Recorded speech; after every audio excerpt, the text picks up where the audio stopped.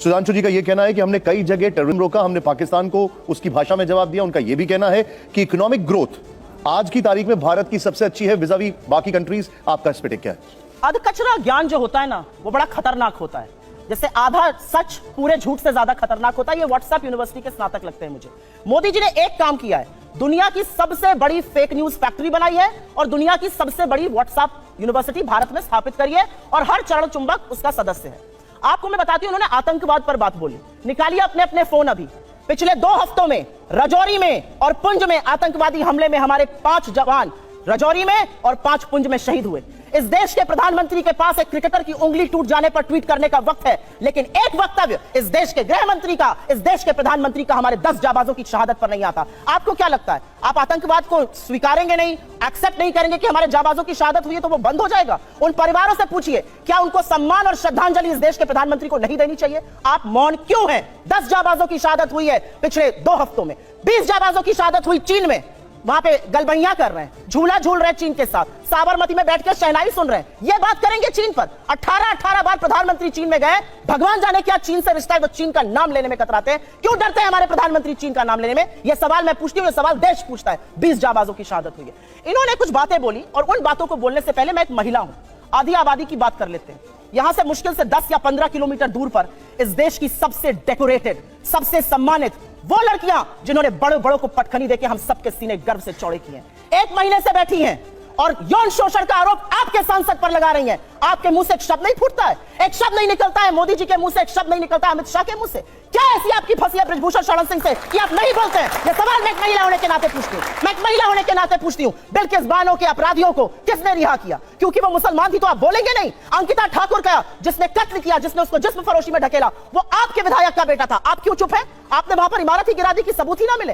आपका विधायक दोषी पाया गया है हत्या और सामूहिक बलात्कार का, कुलदीप सिंह सेंगर। यह बात करेंगे महिला सुरक्षा पर। ये चूड़ियां भेजते थे प्रधानमंत्री को, आज इनके मुंह से एक शब्द नहीं फूटता।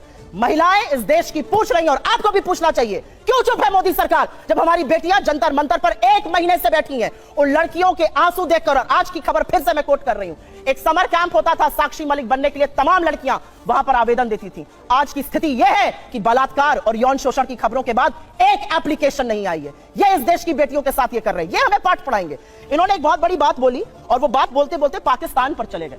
आज तक इस देश का यह न्याय था कि आज तक आईएसआई ने हमारी जमीन पर पैर नहीं रखा था। आईएसआई को पठानकोट बुलाकर आप निरीक्षण कराते हैं, लाहौर आप चले जाते हैं लपके हुए, भगवान जाने सिवई खाने या बिरयानी खाने, और सवाल हमसे आप पूछिएगा। आसिया अंद्राबी आपका चेहरा बनती है श्रीनगर में और सरहद पार जाके आतंकवादी गतिविधियों में शामिल है। आप एक दुर्दांत आतंकवादी को, यूसुफ को वहां पर टिकट देते हैं क्योंकि आपको अपनी सत्ता करनी है। ये कैसे लोग हैं? ये किस तरह के लोग हैं? ये जाबाजों की शहादत पर चुप रहेंगे, मणिपुर जलेगा ये चुप रहेंगे, ये प्रचार करते रहेंगे। इनको ये याद है कि इनको क्या क्या कहा गया। कर्नाटक जाकर क्या कहते थे साहब? मुझे फलाने ने ये कहा। कर्नाटक ने क्या कहा? कर्नाटक की जनता ने कहा मुद्दे है बेरोजगारी, मुद्दे है महंगाई और मुद्दा है भ्रष्टाचार। अगर उस पर बात होगी तो हम बात करेंगे, नहीं तो विपक्ष में बिठाने का आपको काम करेंगे। साहब हिमाचल गए थे, हार गए, कर्नाटक गए, हार गए, और ये विश्वगुरु बने फिरते हैं। इनकी बातें सुन लीजिए तो भारत शायद 1947 में ही आजाद हुआ के बाद अब 2014 में आजाद हो गया। मेरा अपना मानना है कि कुछ बातें जब समझ में नहीं आती उसको नहीं बार बार बोलना चाहिए। मैंने आपको एक बार पहले भी शो पे समझाया है। हम मैन्युफैक्चरिंग कर रहे हैं मोबाइल की, जी नहीं, हम मोबाइल फोन की असेंबली कर रहे हैं। हमारा जो इंपोर्ट का बिल बढ़ा है वो इसलिए बढ़ा है क्योंकि हम उतना पार्ट असेंबल कर रहे हैं, वैल्यू एडिशन नेगेटिव है।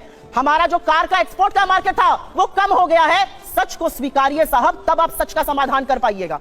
बेरोजगारी नहीं है, महंगाई नहीं है, अडानी ने कोई महाघोटाला किया ही नहीं है, चीन है ही नहीं। जब आप आंखों पर पट्टी बांधकर शासन चलाइएगा तो देश का वो हाल होगा जो हो रहा है। मैं तो एक महिला होने के नाते एक ही सवाल पूछना चाहती हूं कि हाथरस की गुड़िया को आप 2:30 बजे जलवाएंगे, दोषी रेप में आपके विधायक पाए जाएंगे, आपके सांसद के ऊपर यौन शोषण का आरोप है, आपके विधायक का बेटा एक लड़की के कत्ल का मुलजिम पाया जाता है। आप अब महिलाओं की बात कब करिएगा?